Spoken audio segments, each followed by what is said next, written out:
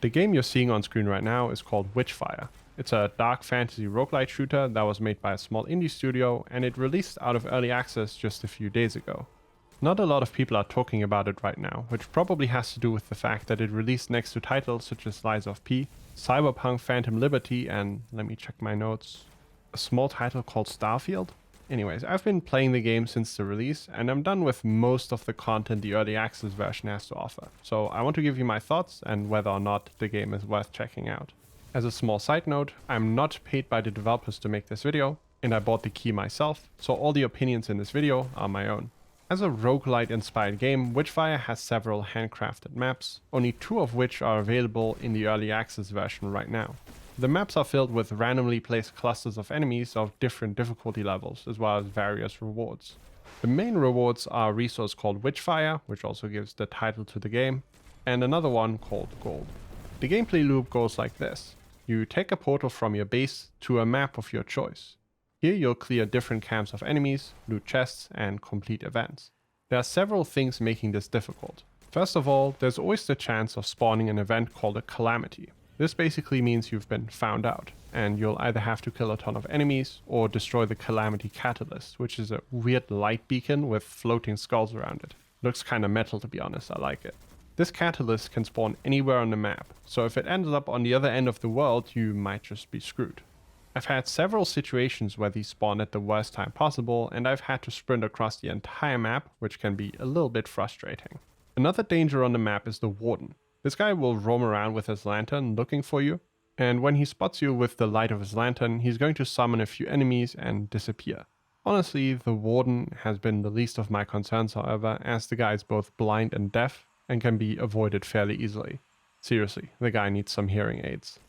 What can be a bit tricky is when these events happen at the same time. Imagine you're clearing a camp and accidentally get spotted by the Warden, who spawns even more enemies and triggers a calamity event.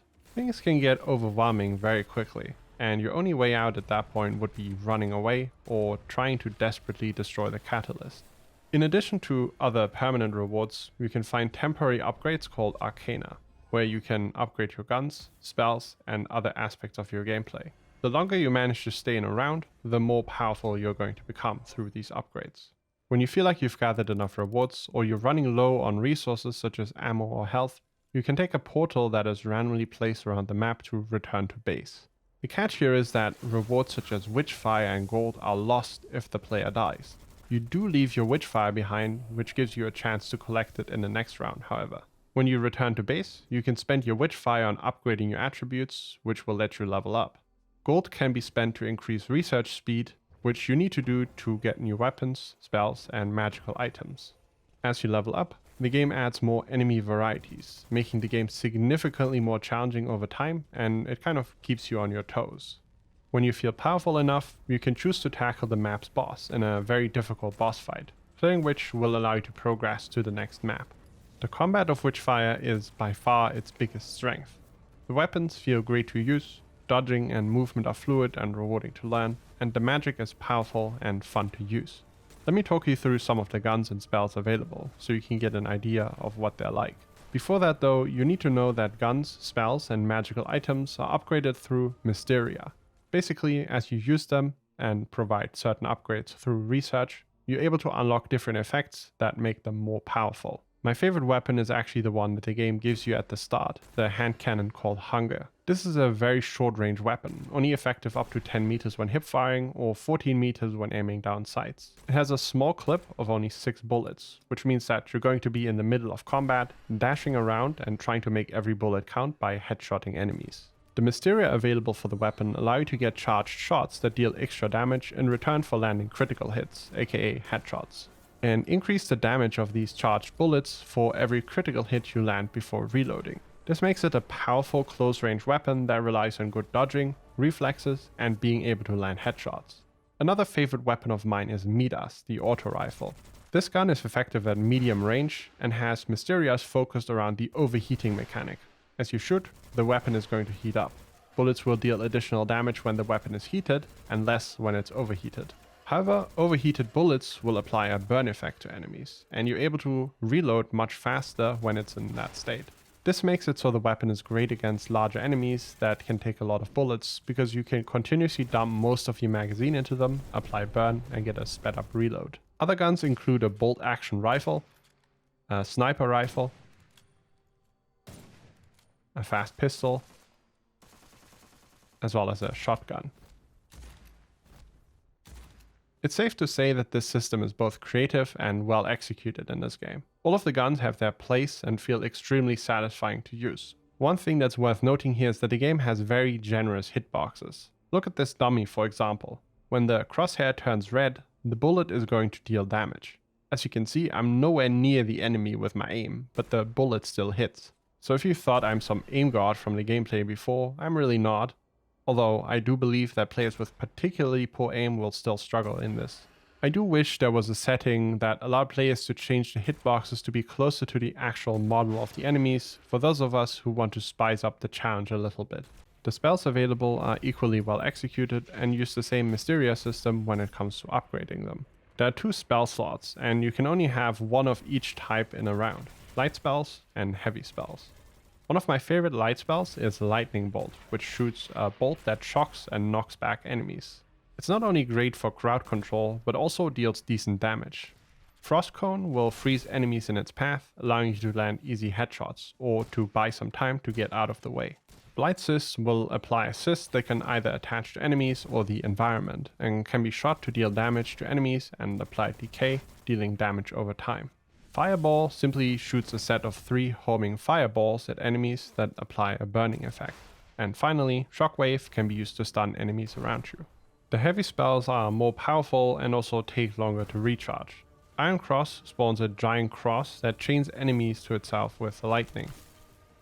Rotten Fiend spawns a Grenadier, which is an enemy type, who will fight alongside you and can be used to tank or distract enemies, as well as shoot them with grenades obviously.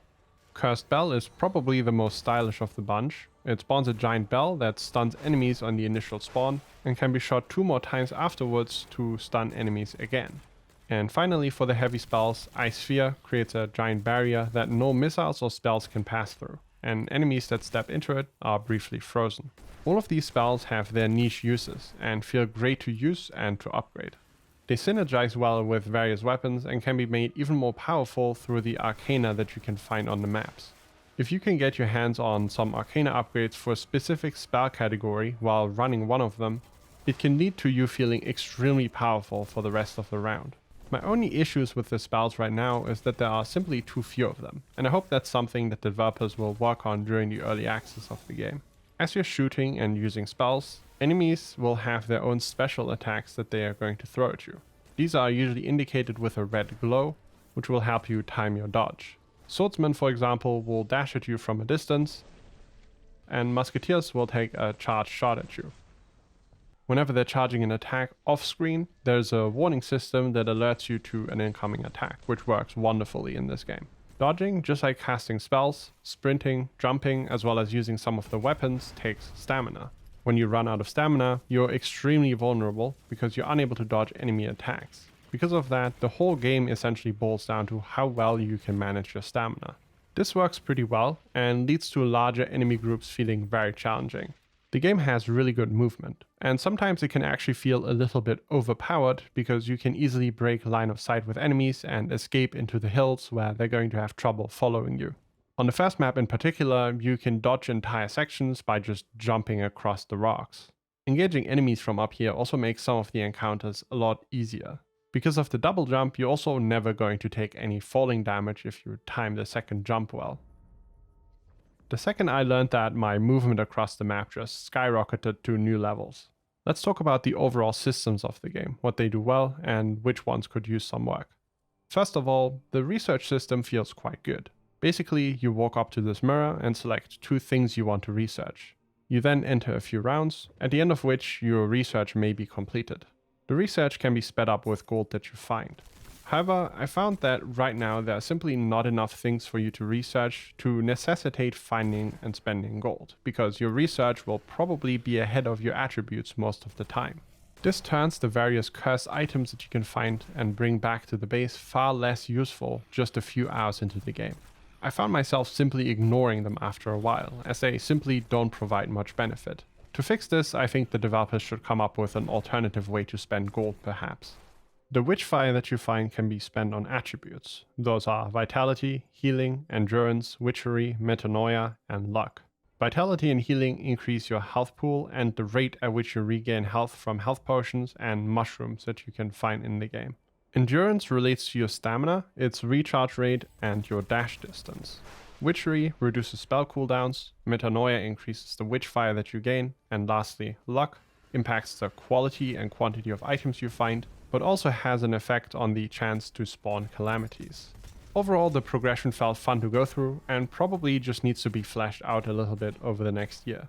From a graphical standpoint, I'm actually really happy with the game, despite it not having insane graphical fidelity. I can really appreciate them keeping it simple and well optimized, because over the last few years we've had several titles that ran horribly while trying to push boundaries on graphics. This game has an Nvidia GTX 1060 as its recommended, not minimum, graphics card. That's a 7-year-old card, which is insane.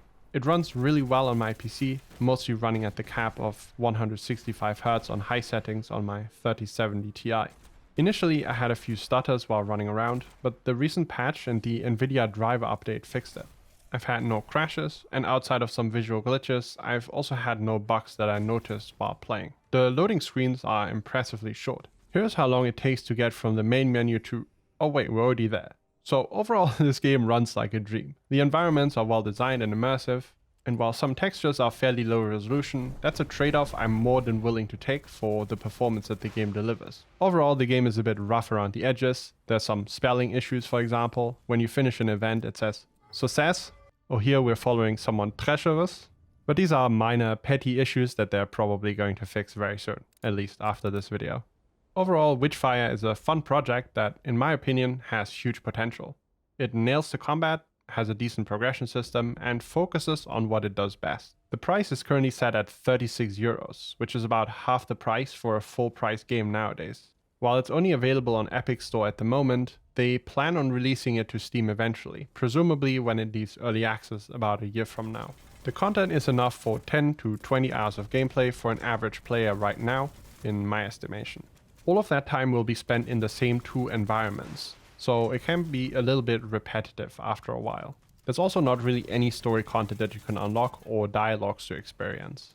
So if you dive into this, you really have to be into the gameplay that it delivers. Once the game is done, I do believe that it will be worth the price tag. For now, you're definitely spending money on the game's future, more so than current content though. I definitely recommend it to any fans of roguelike games, especially if you're also into shooters, and if you think you could enjoy the core combat it has to offer, and you're willing to wait for a while for it to receive content updates. That's it for this video. Thanks for watching, and I hope I'll see you guys in the next one. Peace.